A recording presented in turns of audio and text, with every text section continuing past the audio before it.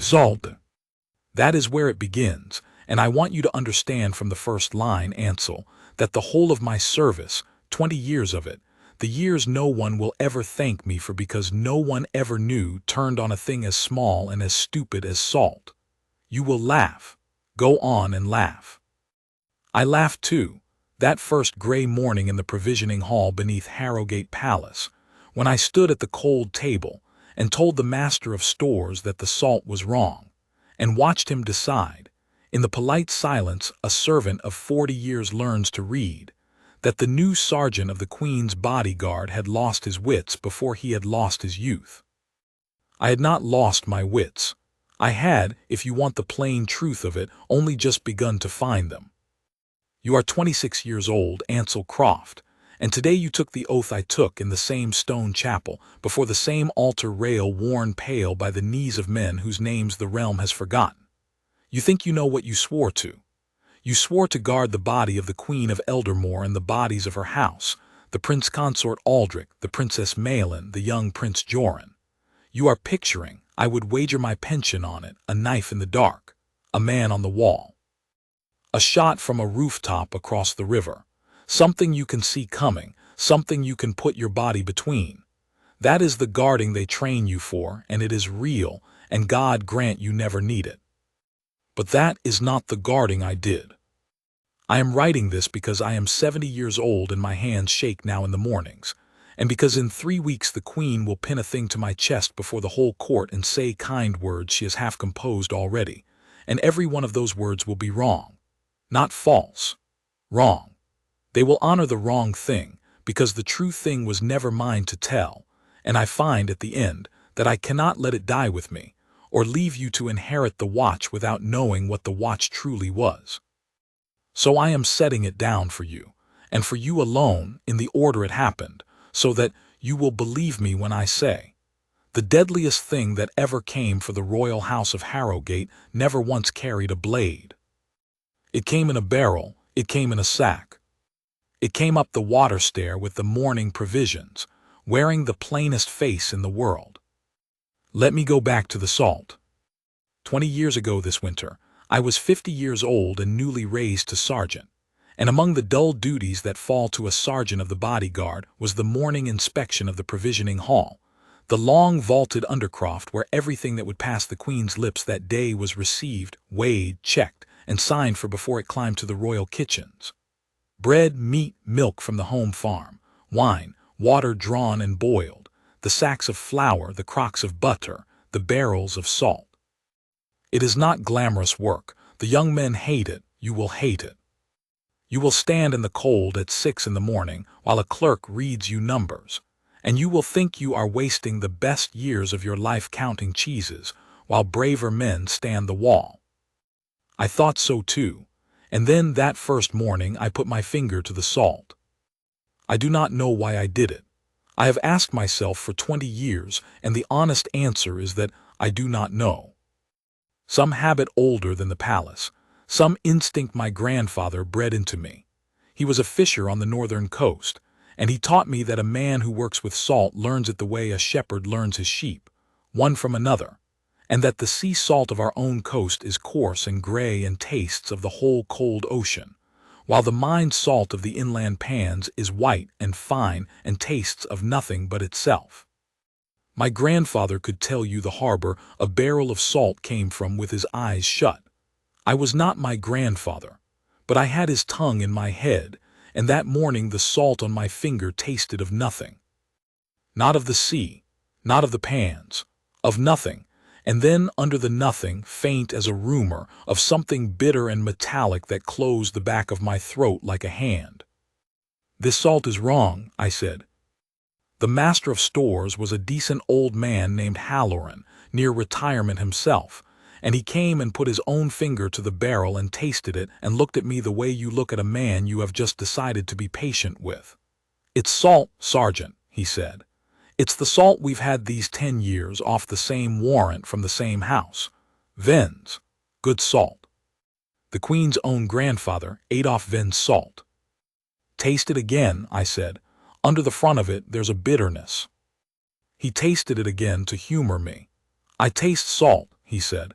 "You've a young man's tongue and an old man's suspicion, and that's a poor pairing for a quiet life. Sign the sheet, lad. The kitchen's waiting.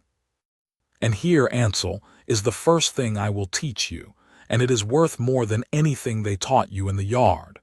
I did not sign the sheet. I could have. Every reasonable man in that Undercroft would have. Halloran had 40 years to my 1 week, and the salt bore the warrant of the house of Venn, provisioners to the crown since before I was born, and there was not one shred of proof of anything at all, only a fisher's grandson and a taste of nothing where there should have been the sea. To hold up the Queen's provisions on such a thing was not diligence. It was madness, and everyone would say so, and they would be right too. But there is a place in a guardsman where the reasonable man does not go. You will find it, if you are the man I hope you are. It is the place that does not care what everyone will say. It is the place that stands at the doors of the royal apartments at 3 in the morning and does not sit down, though no one is watching and no one will ever know. It is the whole of what we are, and it is worth nothing at all until the 1 hour in 10,000 when it is worth everything. "I'll not stop the provisions," I told Halloran. "The kitchen can have its salt, but I'm taking a measure of this barrel for myself, and I'll sign for that, and you may write beside my name that I did it against your judgment. I'll not have it said I disordered the household." He shrugged the way a tired old man shrugs at a young fool who will learn. "Take your measure," he said, "and when it's plain salt, you'll stand me an ale and we'll say no more." I took my measure, a twist of it in a paper, into the pocket of my greatcoat, and I signed the sheet with my own hand and let the day's provisions climb the stair to the royal kitchens, because I had no grounds, none, to do otherwise. And I want you to sit with that, Ansel, because it is the bone of the whole thing. I did not save anyone that morning. I could not. I let it pass. All I did, the only thing I did, was refuse to forget. That is the watch, not the blade in the dark. The thing you notice that you were never meant to notice and cannot prove and cannot act on and refuse, all the same, to let go of. I did not sleep well that night. I lay in my narrow bed in the guard's barrack, and I put my tongue to the roof of my mouth, and I could still taste it, that bitterness under the nothing, and I thought about my grandfather saying the sea leaves its name on everything it touches. And I thought, what leaves nothing? What is it that is added to salt to take the sea out of it, and to leave behind, under the front of it, a taste like a coin held too long in the hand? I did not know. I was a soldier, not a physician, but I knew a physician. And that is where the second morning takes us. The palace physician in those years was a woman named Dr. Isolde Marsh, and if there is a second person to whom the house of Harrogate owes a debt it never paid, it is her, though she is 12 years in her grave and never wore a medal in her life. She was perhaps 40 then, sharp-faced and short with fools, and she had come to the court from the fever wards of the river districts, where she had learned medicine on the poor before she was ever asked to practice it on the rich. She had no patience for the deference the other physicians wore like a second coat. She looked at the Queen and saw a patient. She looked at me that second morning, when I came to her rooms in the east wing with a twist of paper in my hand, and saw a fool, but a fool who had brought her a puzzle, and Isolde Marsh could never resist a puzzle. "Salt," she said, tipping a few grains onto the pale scale of her palm. "You have brought me salt, Sergeant, and you want me to tell you it is trying to kill the Queen." "I want you to tell me what's in it," I said. "That's all. Under the salt, there's a bitterness." She did not laugh at me. "That is the third thing I will teach you, Ansel, and it is about people, not poison. The ones worth trusting are the ones who do not laugh at a thing until they have looked at it." She wet a finger, touched it to the grains, touched it to her tongue, and I watched her face change. Not much. A stilling. The look of a woman who has heard, faintly from another room, a sound she was not expecting. "Sit down," she said.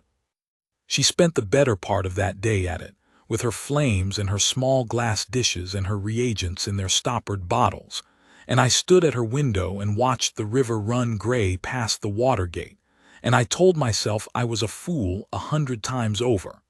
When she called me back to the bench, the winter light was already failing. "There is arsenic in your salt," she said. "Not much.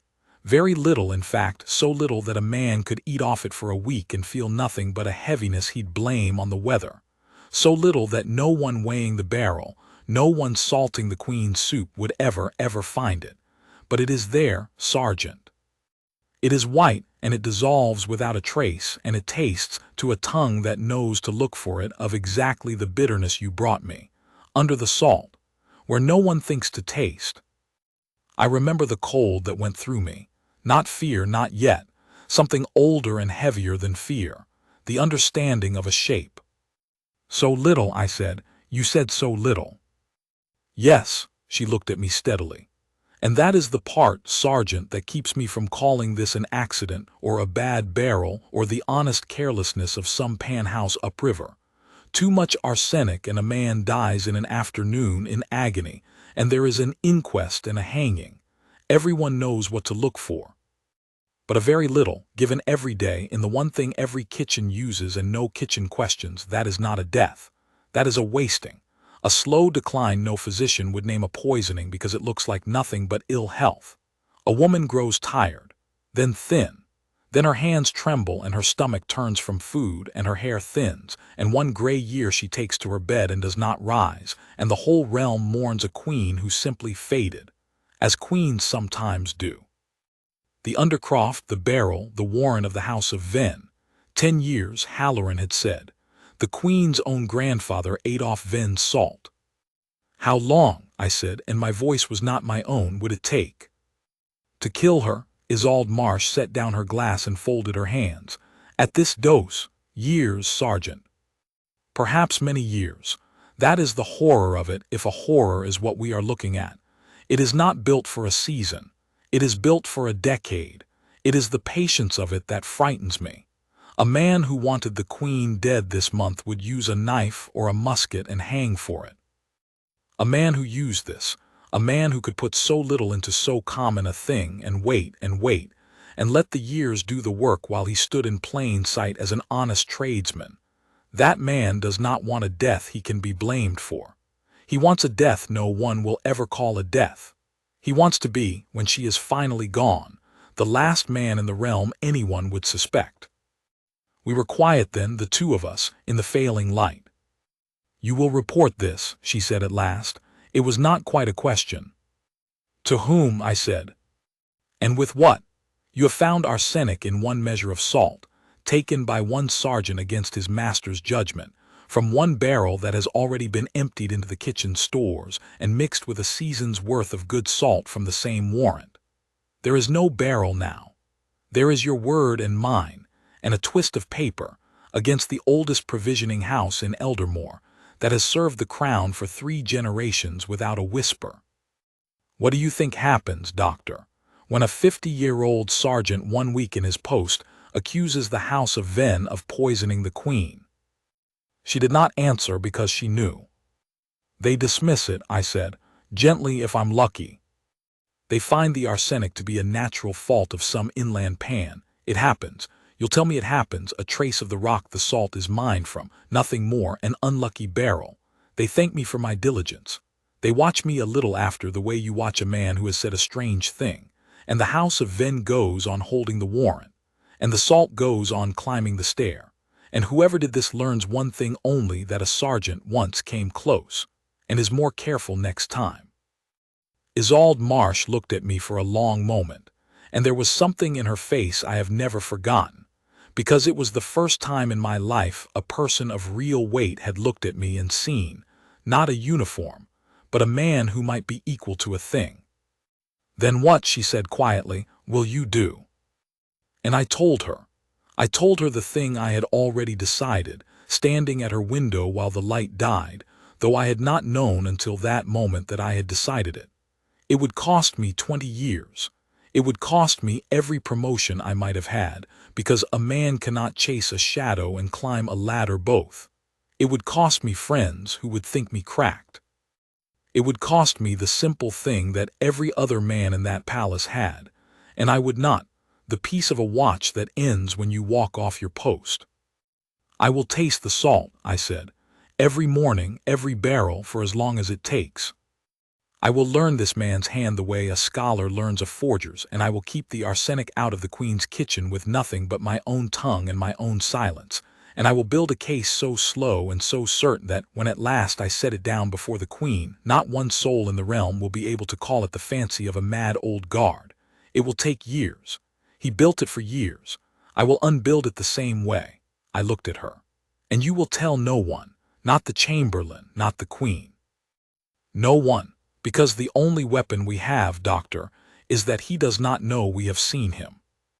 The moment he knows, he changes everything, the poison, the vessel, the door it comes through, and we lose him, and next time we do not have a fisher's tongue to catch it. That was the bargain we struck in the failing light, 20 years ago, over a twist of paper. Two people, sworn to a silence, against a patient shadow with a warrant and a plan built to outlast us both. I have never told it, Ansel, until now. Let me tell you how the second year began. For the whole of that first year, nothing happened. I want you to understand how hard a thing that is, Ansel, because you will think a hidden watch is all drama and near misses, and it is not. It is tedium. It is standing at the cold table every morning of your life, putting your finger to the salt, tasting the sea in it, for it was the true salt again, honest sea salt off our own coast, week after week, with no bitterness under the nothing at all. Halloran had his ale off me and crowed about it for a month. The other sergeants heard the tale, and I became, for a season, the man who thought the Queen's salt was out to get her. I bore it. You will have to bear things too, and none of them will be as hard as being thought a fool for guarding well. But I did not stop tasting. And more than that, this is the second half of the work, the half no one sees. I began, quietly in my off hours, to learn the house of Venn. I could not go at it as a soldier. A soldier who starts asking questions about the crown's provisioner is a soldier who has told the provisioner he is being watched. So I went at it as a man goes at a hobby. I struck up a friendship with the clerk at the warrant office, a lonely, talkative fellow named Pell who was flattered that a bodyguard sergeant would drink with him, and I let him tell me, because men love to tell you the thing they guard, the whole history of the house of Venn. They had held the Sultan provisioning warrant for 3 generations. The grandfather had won it honestly, a hard, shrewd coastman who supplied the palace through a bad decade and was rewarded for it. The father had held it steadily, a gray man of ledgers, and the warrant now stood in the name of the grandson, Silas Venn. I met him twice that first year, and both times I learned nothing, which is itself a kind of learning. He was a smooth, pleasant man of perhaps 45, well-dressed without display, with the easy courtesy of someone who has never in his life had to raise his voice to be obeyed. He came to the palace on quarter days to renew his accounts, and he was liked. The stewards liked him. The kitchen liked him. He remembered the names of the scullery girls and asked after their mothers. He gave generously to the almshouse the crown patronized. He was, in every visible particular, exactly what the house of Venn had always been. The honest, unremarkable, indispensable supplier that no household ever thinks about, because thinking about your salt is like thinking about your breathing. And I looked at that man across the warrant office and I thought, it is you, or it is no one, and I have no proof it is anyone at all.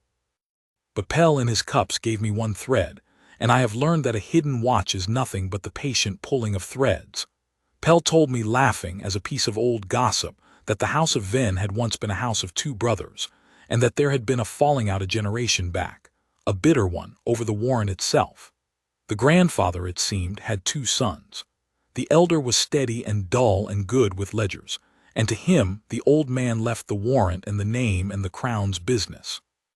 The younger was brilliant and proud and reckless, and to him the old man left nothing, having decided, after some disgrace Pell could not name, that the younger son would ruin the house inside a year if the crown's warrant were ever in his hands. The younger son took his half of the money and went abroad and was not spoken of again. And the elder son held the warrant and died, and left it to his own son, to Silas. So Silas holds it clean, I said, keeping my voice a drinker's idle voice. No quarrel there, then. The other line went abroad and vanished. Ah, said Pell, tapping his nose, delighted to know a thing. That's the tale, isn't it? But I'll tell you what old Pharaoh told me before he retired, and Pharaoh kept these books 40 years. The younger son had a boy of his own before he went, and the boy didn't go abroad. The boy stayed, and the boy grew up in the city hearing every day of his life that the warrant and the wealth and the good name of the house of Venn had been stolen from his father by a stroke of an old man's pen. Grew up poor, in the shadow of a palace his family supplied, watching his cousin Silas ride to the crown's door with his cousin's warrant. Pell shook his head with the pleasure of a sad story. There's a bitterness for you. But it came to nothing. The boy went into trade himself, they say, honestly enough, and Silas holds the warrant, and the two lines don't so much as nod in the street. Old grudge gone cold. Every great house has one. Old grudge gone cold. I have thought about those words for 20 years, Ansel, because they were the first true thing anyone told me, and no one, least of all the man who said them, knew it was true. There were two lines of the house of Venn. One held the warrant. One had been robbed of it by their own telling, and had grown up poor in the shadow of the crown that had, as they saw it, ordained the robbery. And into the crown's kitchen, up the water stair every morning, came the salt. But which line's hand was in the salt? That was the thing I did not know and could not ask, and it is the thing that made the next years so long. Because you will assume, as I first assumed, that the poisoner was the cheated line, the younger son's boy, grown up hungry and vengeful. It is the obvious story. The robbed man, poisoning the house that robbed him, slowly, patiently, from the outside, having found some way to touch the salt his cousin supplied. That is the story I chased for 6 years. And it was wrong, but I run ahead of myself, and a hidden watch is ruined by running ahead. Let me hold to the order. The second year began, and in the march of it, I remember it was March, because the ice was breaking on the river and the water came up the stair cold enough to ache the teeth. I put my finger to the salt one gray morning, and the sea was gone. Bitterness under the nothing, faint as a rumor, exactly precisely as before. I did not change my face. That is a thing you must learn to do, and it is harder than any drill. There were 4 men in the undercroft, Halloran, 2 porters, the kitchen clerk, and any one of them might be nothing, and any one of them might be the hand, and I did not know which, and so I could show nothing to any of them. I stood at the cold table with the taste of a slow death on my tongue, and I said, in the flat bored voice of a man doing a dull duty, "Salt's fine. Sign it through." And then I did the hardest thing I had ever done. I let it pass, again. Because here was the trap Isolde Marsh and I had seen from the first, and had no way around. The moment I stopped that barrel, the moment I named the poison aloud, I told the hand that watched.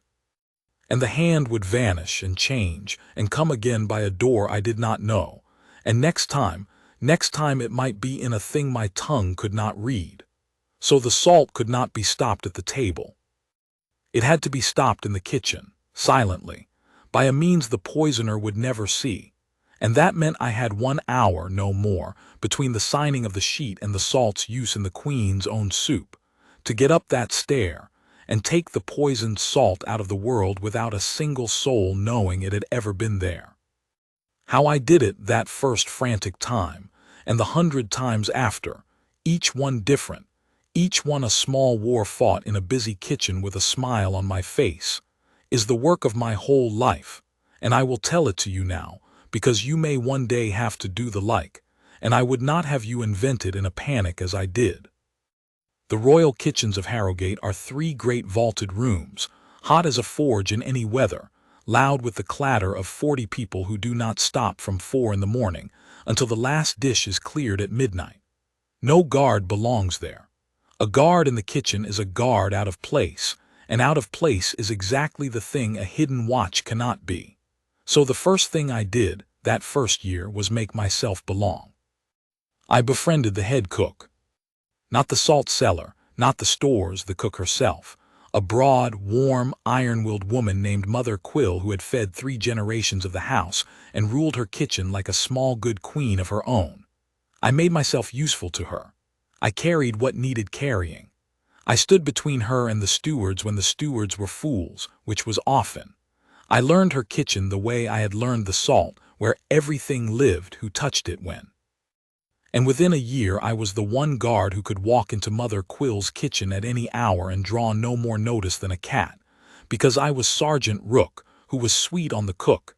That is what they said, and I let them say it, and it was not true, and it was the best cover a man ever had. Bless her, she knew it wasn't true. She never once asked me what I was really doing in her kitchen at dawn with my hand near the salt cellar. She was a wiser woman than the whole Council of State. So on that gray March morning, I signed the poison salt through, and I gave it a quarter hour, and then I climbed the stair to the kitchen on some ordinary errand, a word for Mother Quill, a jest with the porters, and I waited for my moment. And when the salt boy's back was turned, and the great copper of the Queen's broth stood unwatched for the space of 3 breaths, I took the cellar of poisoned salt off the shelf, and I put in its place an identical cellar. Filled from my own coat pocket with clean sea salt, I had carried up the stair against exactly this hour. And I walked the poisoned cellar out of that kitchen under my greatcoat, past 40 people, with my heart going like a drum and my face wearing the mild boredom of a man with nothing to do. That was the whole of it. That was the war. It sounds like nothing.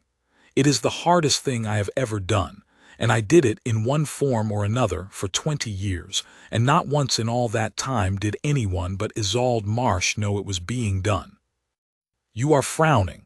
You are thinking every morning for 20 years. No. And here is the thing that made it a hunt and not merely a chore, the thing that told me past all doubt that a mind was on the other side of it. The poison did not come every day. It did not come to a pattern I could set a clock by. It came that second year, perhaps one morning in 20, with no rhythm I could find, and then it would not come for 2 months, and I would begin to breathe, to think the thing was over, to think I had frightened it off.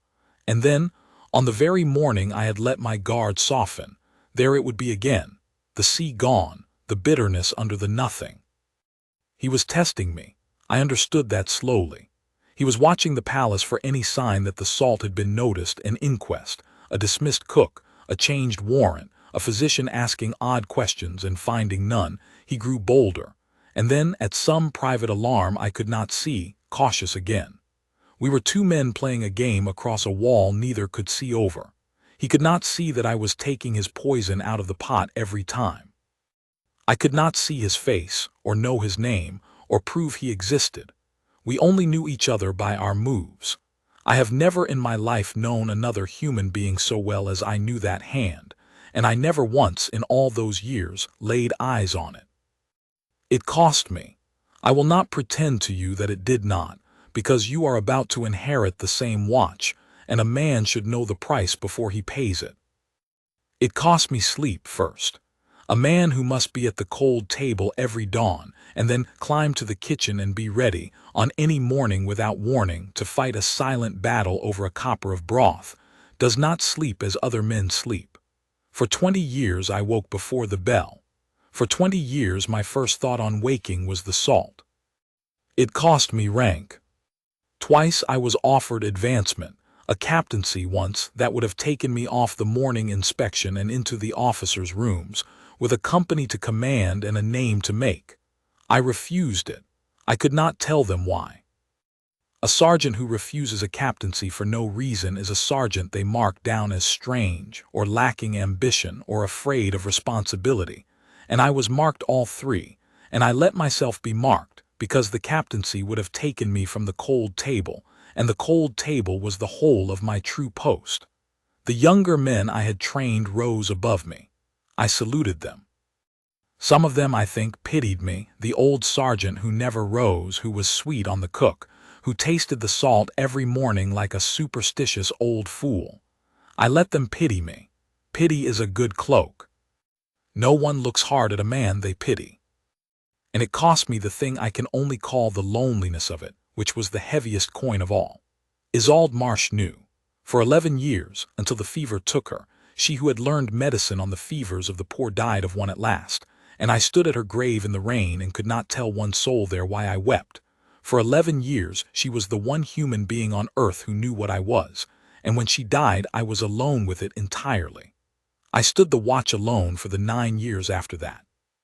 There is no describing what it is to guard a family with your whole life, every day, and to sit at the same table as the men who guard them with a musket and a strong arm, and to know that not one of them has the least idea that the true danger has never once come near their muskets, that it comes in a sack up the stair, and that you are the only wall it has ever met. You cannot say it. If you say it, you break the only weapon you have.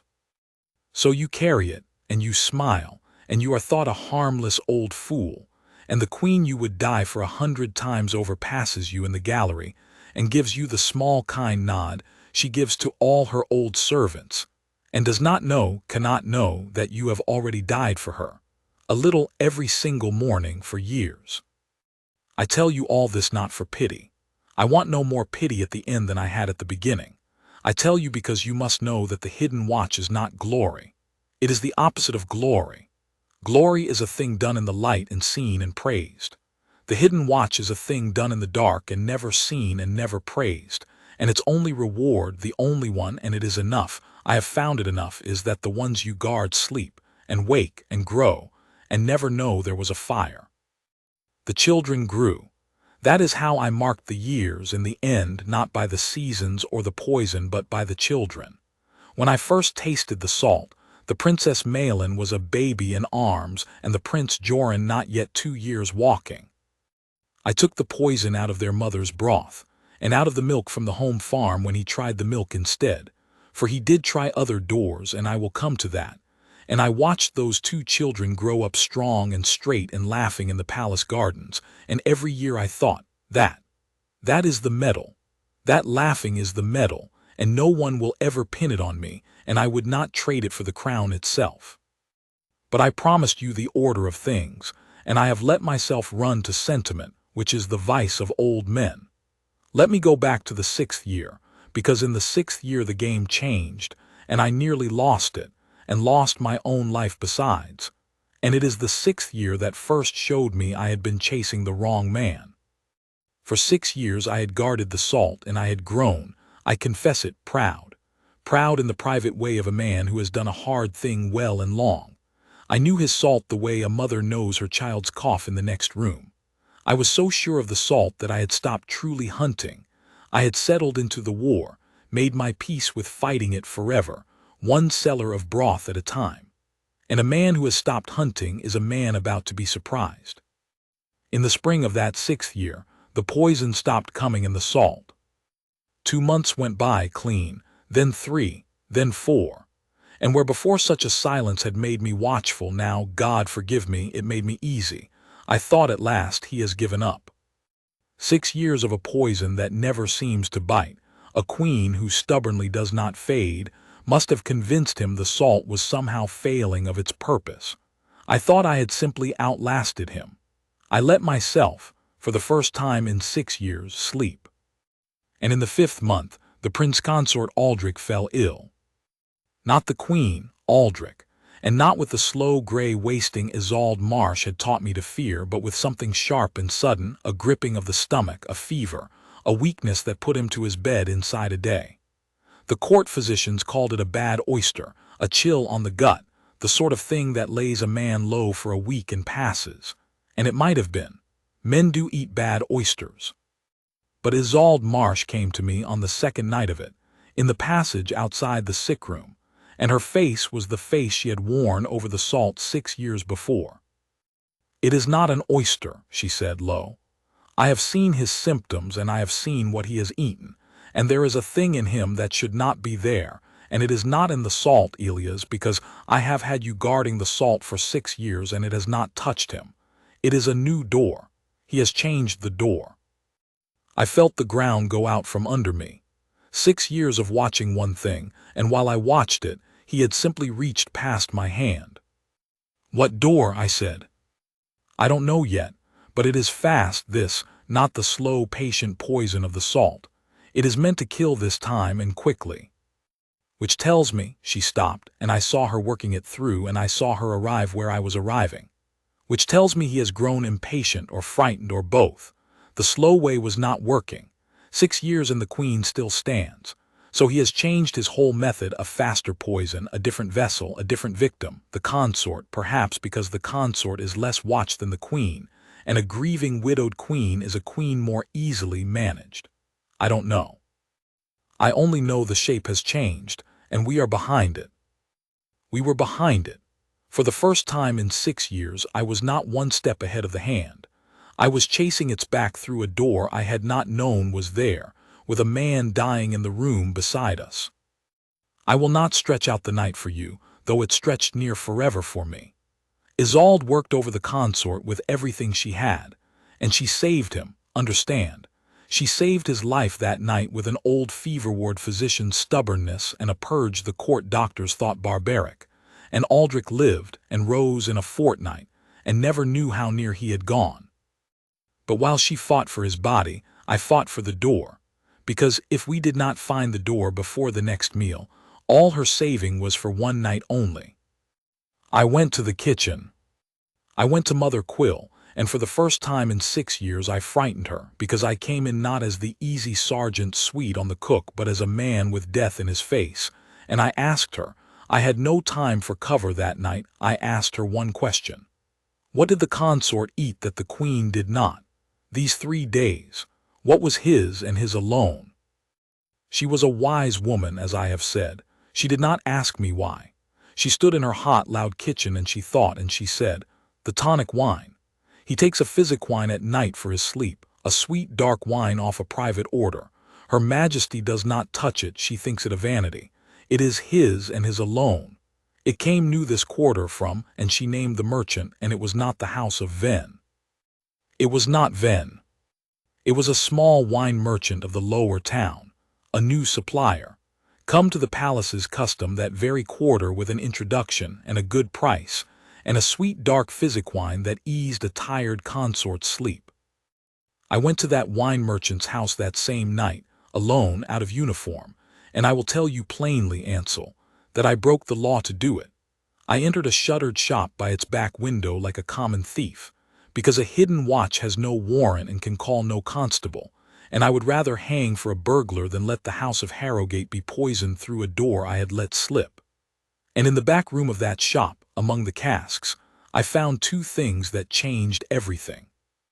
The first was a small brown bottle, unlabeled, of a fluid that Isolde would later tell me was oil of bitter almonds refined to a killing strength.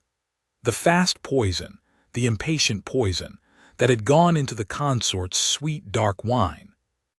The second was a letter, half burned in the cold grate, that the merchant had begun to write and thought better of and tried to destroy, and had destroyed poorly as frightened men do.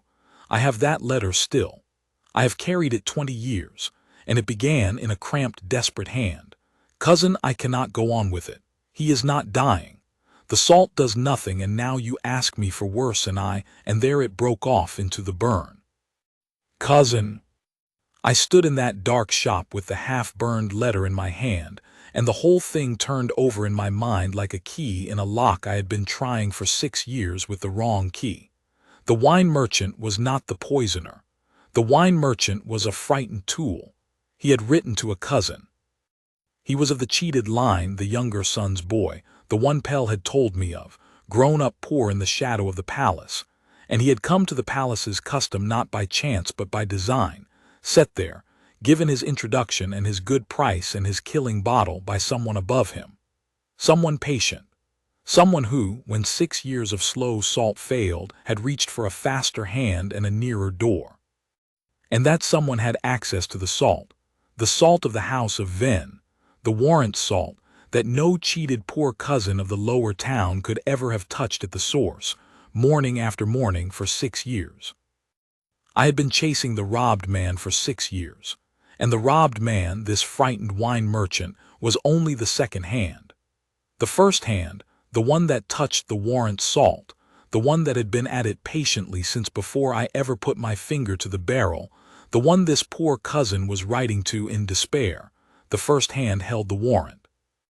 The first hand was Silas Venn, the man everyone liked, the man who remembered the scullery girls' mothers, the man who gave to the almshouse and rode to the crown's door with the crown's own warrant, and was the last man in the realm anyone would ever suspect, because he was not the cheated line. He was the line that had won. He had everything. He had no reason on earth to want the queen dead. Except that a man who has everything and fears to lose it is more dangerous than any pauper. And I did not yet know what Silas Venn feared. But I knew, standing in that dark shop with a dead man's key finally in my hand, that I had been guarding one door for 6 years while the mind behind it stood in the light and shook the steward's hands, and that the game had just become a hunt again, and that I was, for the first time, not behind it but even. I put the half-burned letter in my coat. I left the bottle where it was, exactly as I had found it, and I climbed back out the window into the cold, because I could take nothing that would tell the wine merchant, or his cousin above him, that the shop had been seen. The letter I took only because it was already half destroyed and would not be missed by a man who thought he had burned it. And then I did the thing that a hidden watch demands, and that no honest man's heart wants to do. I let the wine merchant live and trade and stay unwatched by any law, because to arrest him was to warn Silas Venn. I let Silas Venn walk free and shake the steward's hands, because I had a half-burned letter and a bottle I could not take and the word of a fisher's tongue, and against the head of the oldest warrant house in Eldermoor that was nothing, less than nothing, the raving of a sergeant with a grudge.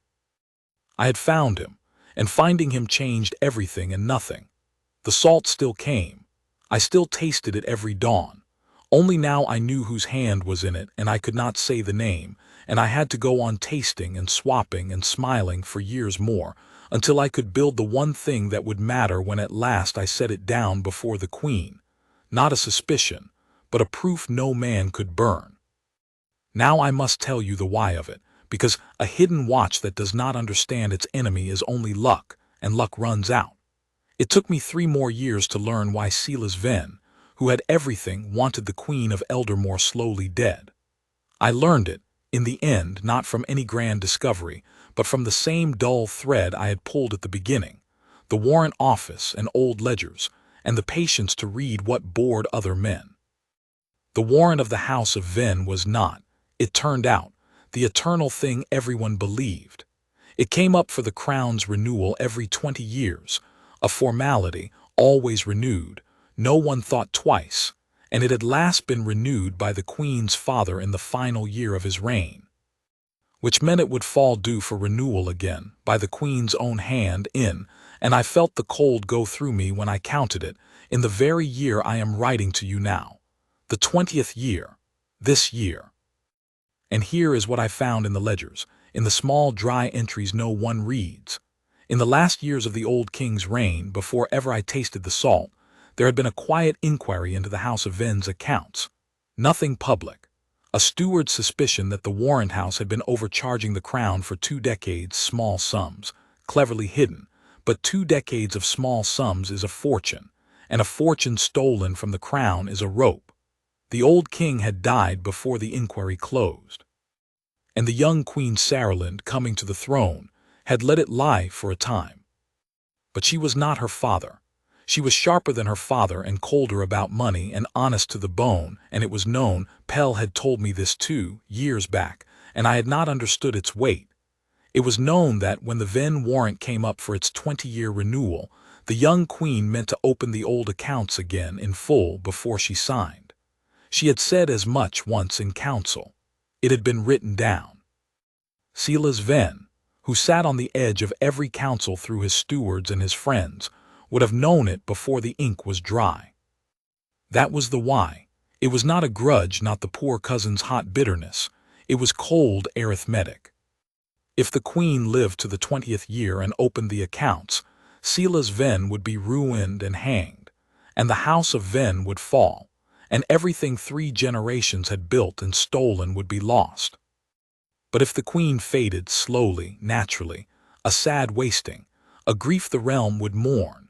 Then the warrant would fall to be renewed not by her sharp, cold, honest hand, but by a regent, or by a young Prince Joran's council of comfortable old men who liked Silas Ven and remembered the scullery girls' mothers. And the accounts would never be opened, and the house of Ven would sail on into another 100 years. He was not poisoning a queen. In his own mind, I think, he was saving his house from a queen buying, with a grain of white poison in a barrel of salt, 20 more years of the only thing his family had ever truly worshipped, which was the warrant.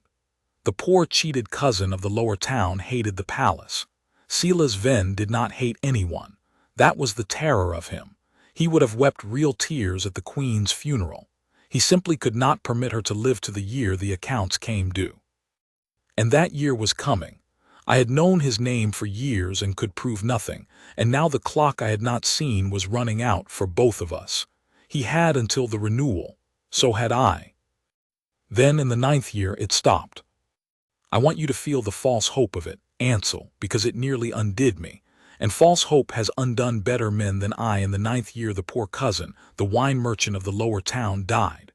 Truly died of a wasting of his own, a real illness in his own shabby bed, and I knew of it because I had never once stopped watching that shop from a distance. And within a month of his death, the salt went clean. See salt, honest and gray, morning after morning, month after month. No bitterness under the nothing, no new door, nothing. A year passed clean. Then another. 2 whole years, Ansel, with no poison in the salt and no strange illness in the house and no half-burned letters and no new suppliers with sweet dark wine. And I began to believe, I, who had sworn never to believe it until I stood over the man in chains, I began to believe it was over. That the wine merchant cousin had been the hand after all, or the only hand that mattered, and that with him dead the whole thing had died.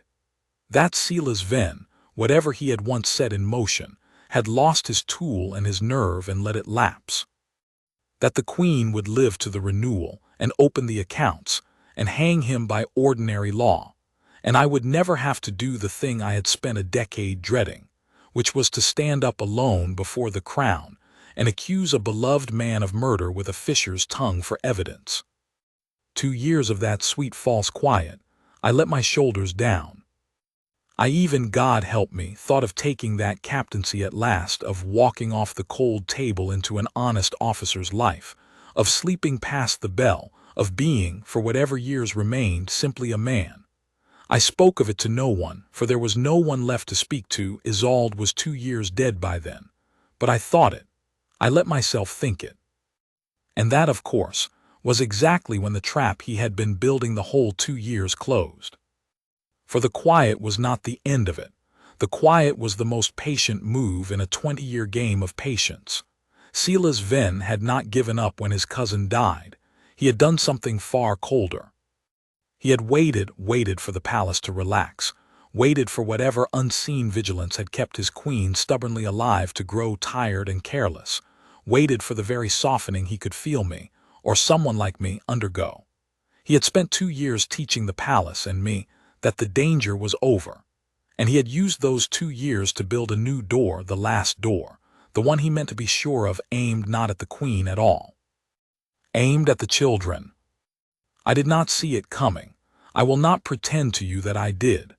After 2 clean years I had let the children slip to the edge of my watch, because for a decade the poison had gone at the queen and the consort, the seat of the warrant's danger, and never at the little ones. Why would it? Killing a child bought Silas Ven nothing. It was the queen's honest hand on the accounts he needed stilled. So I had guarded the parents and let the children laugh in the gardens unwatched, and that was the gap he had waited 2 years to find, and I had made it for him with my own weary hope. It was the Princess Malin. She was 8 years old that spring, all knees and questions, the boldest rider of the 2, and the one the whole household loved past sense. And in the 10th year of my watch, on a bright ordinary morning with no bitterness in the salt and no shadow anywhere I could see, the Princess Malin sat down to her breakfast and reached, as she did every day of her young life, for the one thing on the whole royal table that was hers and hers alone, and that I, in my 2 years of soft false peace, had never once thought to taste. Honey. The Princess Malin would eat no breakfast without honey. It was a jest of the whole household, the princess and her honey, a small gold crock of it set at her place every morning, off a private order from a beekeeper of the eastern hills, because the princess had decided at the age of 4 that ordinary honey was not good enough, and only the pale hill honey of that one keeper would do. Everyone knew it. Everyone smiled at it.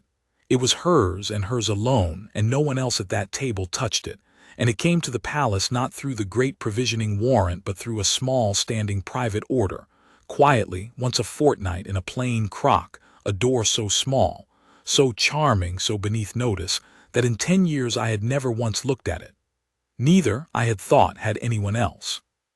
Silas Ven had looked at it. Silas Ven, in his 2 patient years of quiet, had looked at every small door in the palace that I had stopped watching, and he had found the smallest and sweetest and most certain of them all. I was not in the breakfast room. I was at the cold table in the undercroft, tasting a salt that was clean as it had been clean for 2 years, and thinking soft thoughts about a captaincy. What saved the Princess Malin was not my vigilance. I have never let myself forget that, and I will not let you comfort me about it now that I have written it down. It was not my vigilance. It was Mother Quill. For Mother Quill, bless her iron heart, had noticed a thing that morning, the way I had once noticed the salt, noticed it, and could not say why it troubled her. The crock of hill honey had come the day before, on its fortnight, in its plain crock, from the beekeeper's usual boy. But the boy had been a different boy. A new boy, polite and quick, who said the old boy was ill and he was sent in his place, and who had handed over the honey and gone, and it was nothing. Boys change. But Mother Quill, in 40 years of feeding, a royal house had learned to distrust anything about that table that was new. So that morning, before ever the crock went up, she had done a small thing, an old cook's thing. She had taken a clean spoon and tasted the princess's honey herself, to be sure it had not turned or crystallized on the road, because she would send nothing turned to her princess's table. And she had tasted under the sweet a bitterness. She could not have named it. She was a cook, not a physician. She did not know arsenic from allspice. But 40 years had given her a tongue as true in its way as my grandfather's, and the wrongness of it stopped her hand, and instead of sending the honey up she set it aside, and because I was the guard she trusted past all reason, the sergeant sweet on the cook who was always about her kitchen at odd hours asking odd questions, she sent a scullery girl running down the stair to fetch Sergeant Rooke, to ask him, quiet, whether the princess's honey smelled right to him, for it did not to her. I have run in my life. I ran up that stair as I have never run before or since. I came into that hot, loud kitchen with my heart in my mouth, and Mother Quill put the crock in my hands, and I put my finger to it, and under the pale sweet of the hill honey I tasted, clear, unmistakable, the taste I had known for 10 years and could have found in my sleep, the bitterness under the nothing, arsenic, and more of it, far more of it than had ever gone into the salt, for the salt had been the slow, patient wasting of a grown queen. This was not built to waste. A child is small. A child eats honey by the spoonful, greedily, every morning. This was built to kill, and to kill quickly, and to look, a beekeeper's honey gone somehow bad, a fever, a child taken in a week, as children so cruelly are, like the oldest and most forgivable grief in the world. The Princess Malin was at that moment sitting at her breakfast table 1 floor above me, reaching for a crock that was not there, asking where her honey was. We sent up a plain honey from the common stores that morning, with word that the hill crock had turned on the road, and a fresh one was ordered. The princess complained about the ordinary honey and ate it and lived, and never knew, and does not know to this day, that on that bright ordinary morning she came within one cook's troubled tongue of never seeing 9 years old. That is the whole of what the realm will honor me for if it knew, which it does not and will not save for you. That morning, that crock, and it was not me. It was an old cook who trusted a strange old sergeant enough to send for him over a honey that smelled wrong. Remember that, Ansel, when you stand your own watch. You cannot be everywhere, and the watch is not one man. It is every good and careful soul in a household who trusts you enough to bring you the thing that smells wrong. Mother Quill saved the Princess of Eldermoor and died 4 years later thinking she had only sent back a bad crock of honey. And I never told her otherwise, because I could not. And it is one of the sorrows I carry, that I let that good woman go to her grave not knowing she was a hero of the realm. But I stood in that kitchen with the poisoned honey in my hands, and I understood all at once and coldly that the game was over. Not won, over. He had come for the children. A man who had spent 10 years at the slow, patient salt, keeping his hands clean, killing no one, working always at a distance a court would forgive. That man had grown desperate enough to send arsenic enough to kill a child in a crock of honey. The renewal was near. The Queen still lived, still meant to open the accounts. And Silas Ven, out of patience and out of time, had reached at last for the one crime that even his charm and his warrant and his 3 clean generations could not survive if it were ever brought home to him, the murder of a princess. He had gambled everything on this last small sweet door, believing no one watched it. He had at last made a mistake I could prove. For a poisoned crock of honey, on a private fortnightly order, delivered by a new boy who had displaced the true boy, that was a thread that led somewhere. That was not a grain of white powder lost forever in a seasoned salt. That was a chain of hands I could follow backward, link by link, from the crock to the new boy to whoever had sent the new boy. If I moved at once, before the chain could be cut, before the new boy vanished and the true boy was found in a ditch, and the whole thing dissolved back into the invisible. And this time I did not have to move alone in the dark, breaking through shop windows with no warrant, because I had, over 11 silent years, built something after all.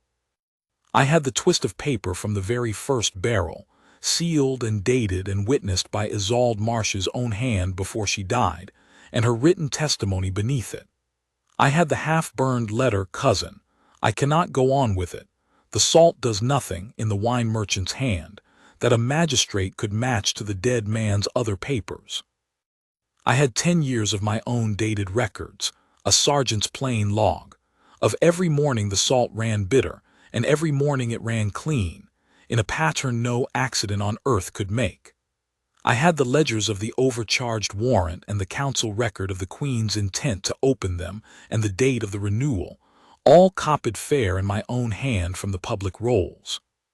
And now, this morning, I would have the honey and the crock and the new boy if I was fast, the one living, breakable link in a chain that reached all the way up to a man who shook the steward's hands.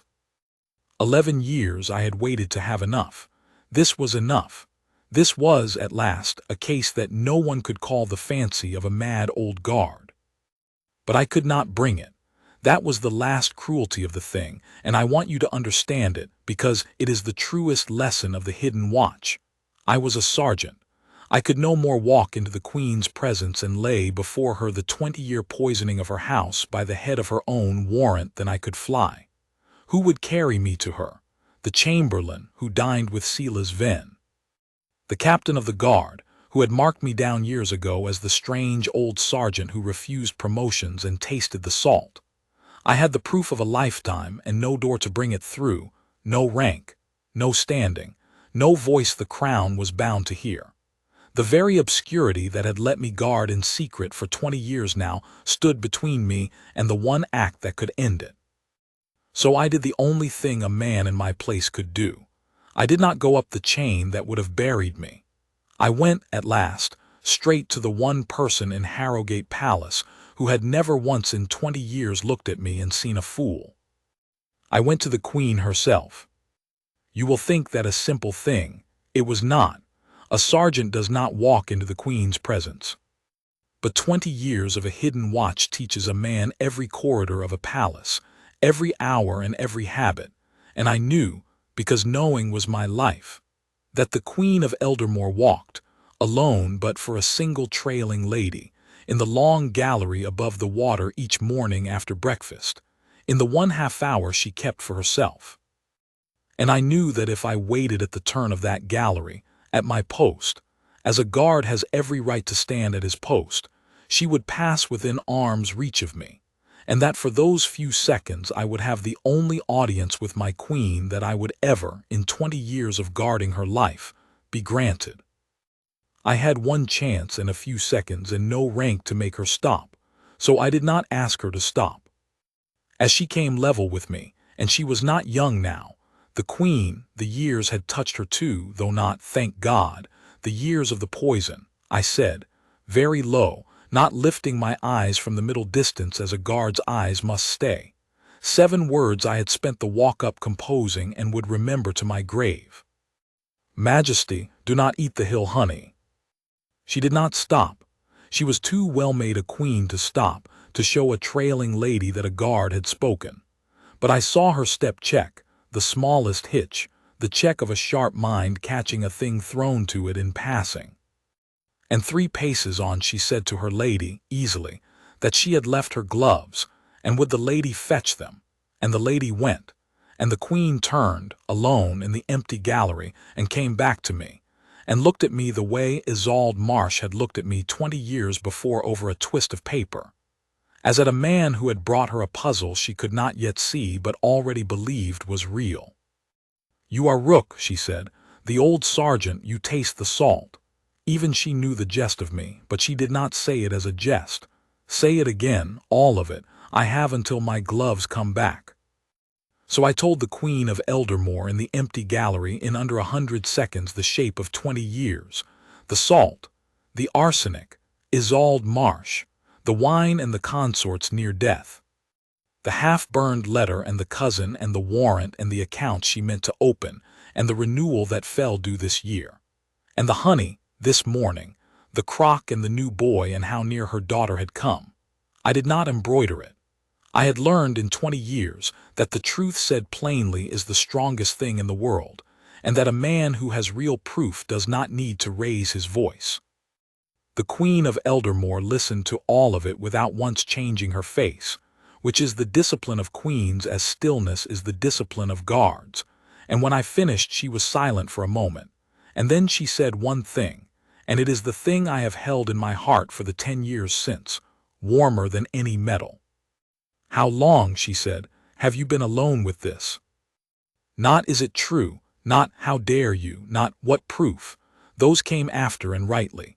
But the first thing my queen thought of, hearing that a man had guarded her life in secret for 20 years and told no one, was the loneliness of it. How long have you been alone with this?" I could not answer her. I found to my shame that I could not speak at all. And the Queen of Eldermoor, seeing it, did a thing no protocol allowed and no one saw.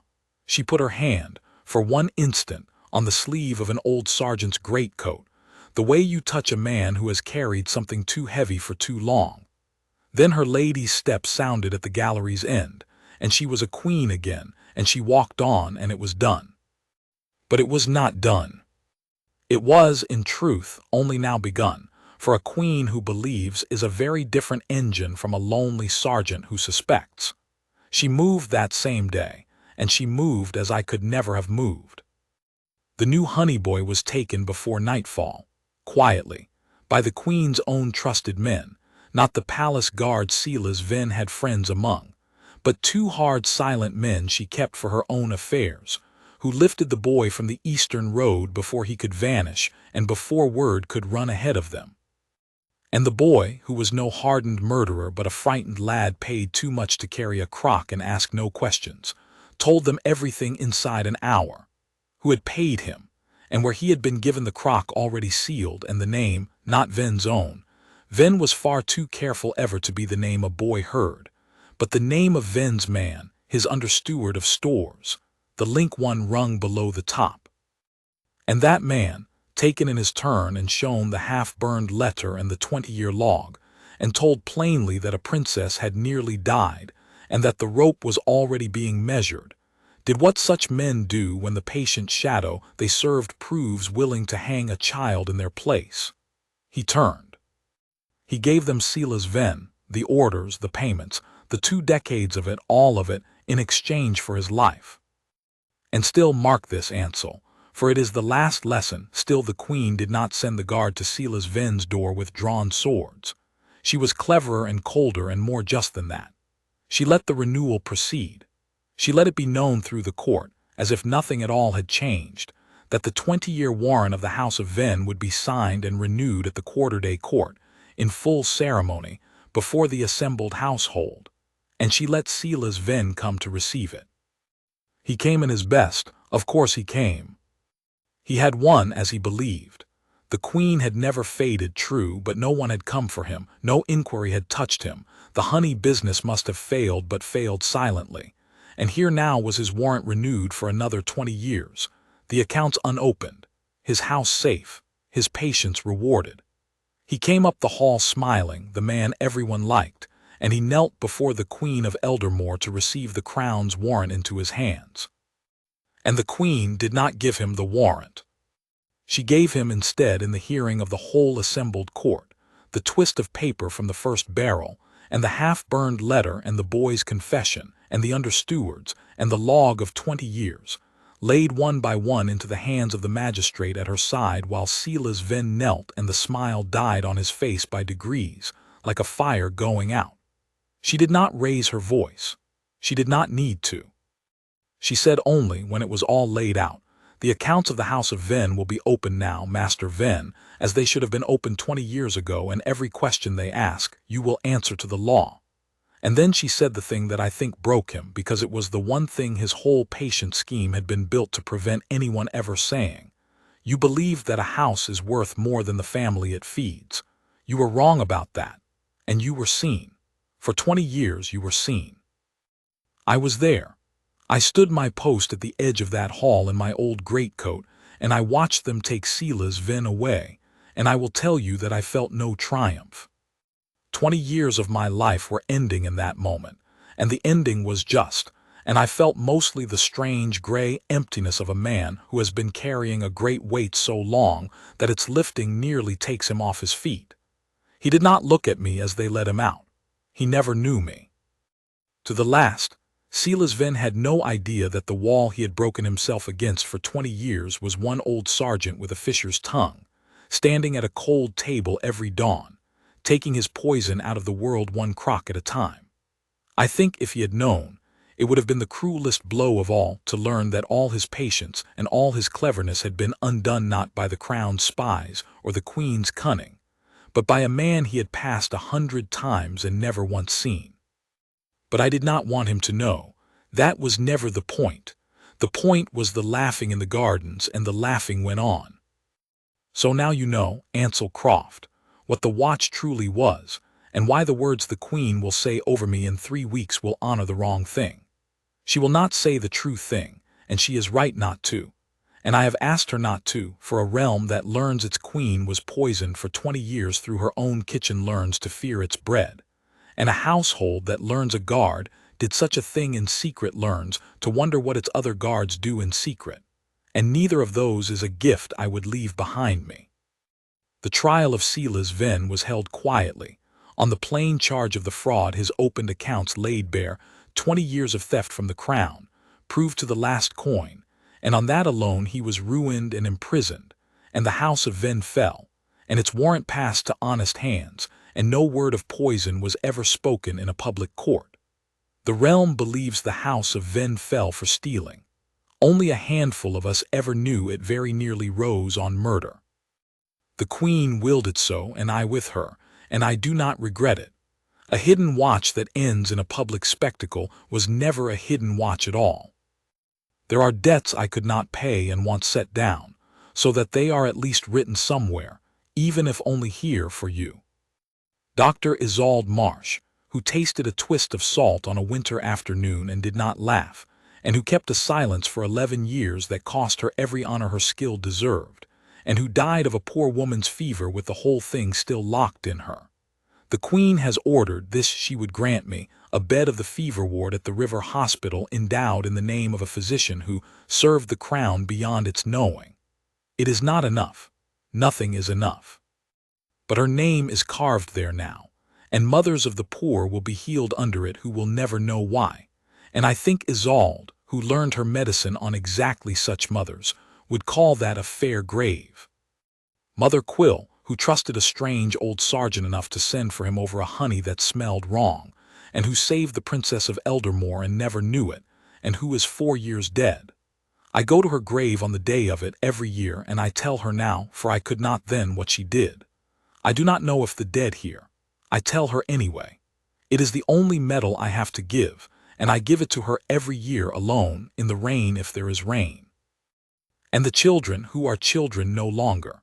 The Prince Joran is a grown man now, sober and good, who will be a fine king when his mother's long reign is done, her reign that runs on, healthy and sharp and honest, into the years the poison meant to steal. And the Princess Malin, the girl of the hill honey, who came within one cook's troubled tongue of never seeing 9, the Princess Malin is a woman now, married this spring, and I stood my post at her wedding and watched her go laughing down the cathedral steps in the sun, and I thought that is the whole of it. That is what 20 years bought. Not a single soul in that cheering crowd knew what they were cheering, and that is exactly as it should be, and I would not change one moment of the long gray silence if it bought that one bright morning. You asked me, when they first named you my successor, why a man would give 20 years to a watch that no one would ever thank him for. You were too polite to say it plainly, but I saw the question in you, and it is a fair question, and I have written you 13,000 words to answer it, and I find in the end that the answer is short. Because a thing prevented leaves no mark. A fire put out is a story. A fire that never caught is nothing at all, and no one thanks you and no one can because they do not know there was a fire. And that nothing, that unmarked, unthanked, invisible nothing is not the failure of the watch, Ansel. It is the whole of its glory. Any man can be brave where the crowd can see him. It takes a different thing entirely to be brave where no one will ever know. To stand a cold table every dawn for 20 years and take a slow death out of a family's bread, and climb the stair, and swap the crock and smile, and let yourself be thought a foolish old man sweet on the cook, and go to your narrow bed and wake before the bell and do it again, and again, and again, for 2 decades. So that a woman might live and 2 children might laugh in a garden, and never once know the ground had ever been anything but safe beneath them. That is the watch I am handing you, not the blade in the dark, the other one, the invisible one. The one that is worth nothing at all until the 1 hour in 10,000 when it is worth everything, and that you will very likely stand, as I stood most of mine, in a quiet that never breaks, guarding against a fire that never comes, and being right to guard all the same. In 3 weeks the Queen will pin a bright thing to my chest and say kind, half-true words, and the court will clap for the old sergeant's long faithful service, and I will let them, and I will be honored gently for the wrong thing. And then I will go home. But before I go I wanted one true account to exist in the world for one man, and that man is you. Taste the salt, Ansel, learn the cook. Watch the small doors, the honey, the private orders, the sweet new suppliers with the good prices, for it is always the smallest and sweetest door that the patient ones choose. Trust the good, careful souls who bring you the thing that smells wrong, and never let them go unhonored in your own heart, even when you cannot honor them aloud. And when you stand your 20 years and no one thanks you, and you are thought a foolish old man, and the family you have died for a little every morning passes you in the gallery with a kind, ignorant nod, remember an old sergeant who told you it would be so, and that it is enough, and that the laughing in the gardens is the only medal that was ever real. I am 70 years old, and my hands shake in the mornings. But they were steady every dawn that mattered for 20 years, and no poison ever reached the family I guarded, and the Queen lives and the children laugh, and no one knows. No one but you now. Keep the watch, Ansel, keep it in the dark where the true watches are kept, and keep it well. Elias Rooke, Warden-Sergeant of the Queen's Bodyguard, in the 20th and last year of his service.